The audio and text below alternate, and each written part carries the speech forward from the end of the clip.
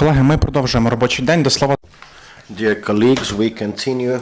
Welcome Presidential Administration spokesperson on ATO issue, Colonel Oleksandr Motuzyanyk. Good afternoon, dear journalists. Here are the main lines of the ATO circumstances for the past day. There was a relative silence on Lugansk direction with just two short-lived military provocations with grenade launchers in the region of Bakhmut. Roads, nearby villages Krymske and Novotoshkevske. The fire went from the eastern direction. On Donetsk location, the military insurgents held mass shellings of our positions to the west and north of Horlivka. All sorts of available weaponry was used, from small arms to cannons and tanks. Powerful shelling was waged against the village of Kodemar, Temivsk Rayon, with at least one civilian casualty.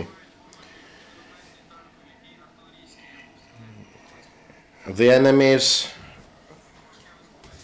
use mortars, tanks and artillery cannons against Novgorodsky. Even at daylight, similar situation we see in Verkhnyotoretsky, though the level of tension is a bit less there. The situation around Donetsk airport steadily deteriorates. The insurgents try to make our Ukrainian troops push away from around villages of Pisky and Opitne. Military cannons were used nearby village Spartak. Shellings were carried to the direction of Avdiivka. There is fully fledged continuation of peace accords to the south of Donetsk, but we also see slight activization of military activities in the Mariupol direction.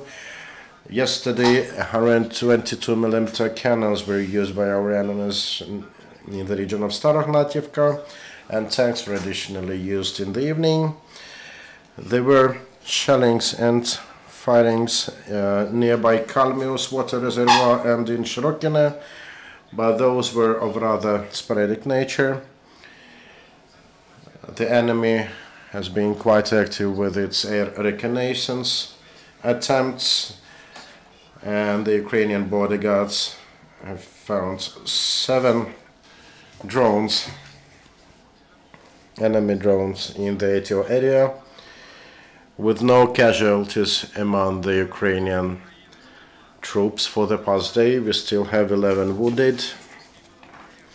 The Security Service of Ukraine detained a number of enemy diversion agents.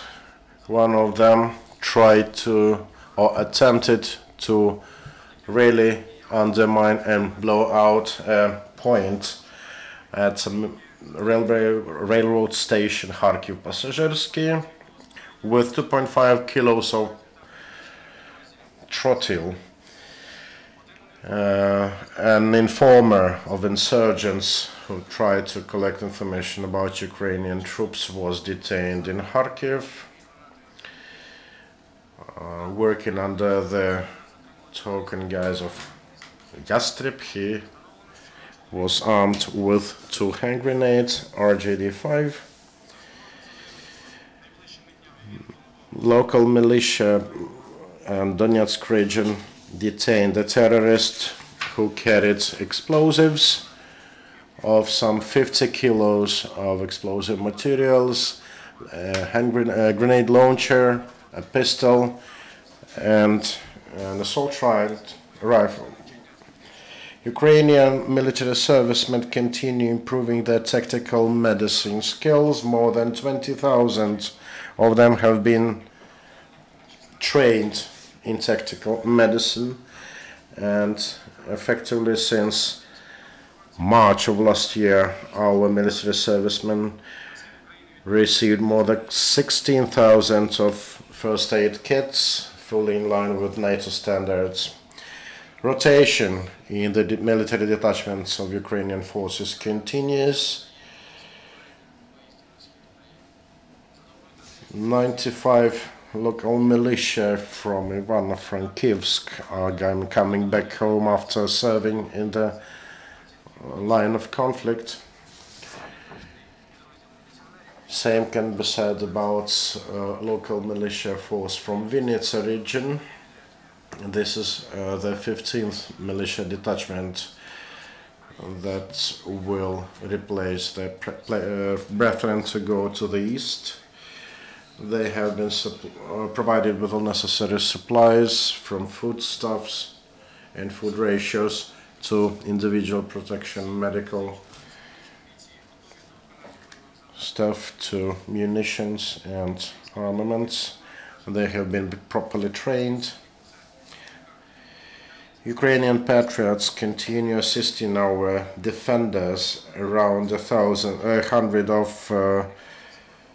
students at the Kamenets-Podilsky National University donated their blood for those wounded in the ATO. This is all information as of this moment. Thank you. I'm ready to take your questions.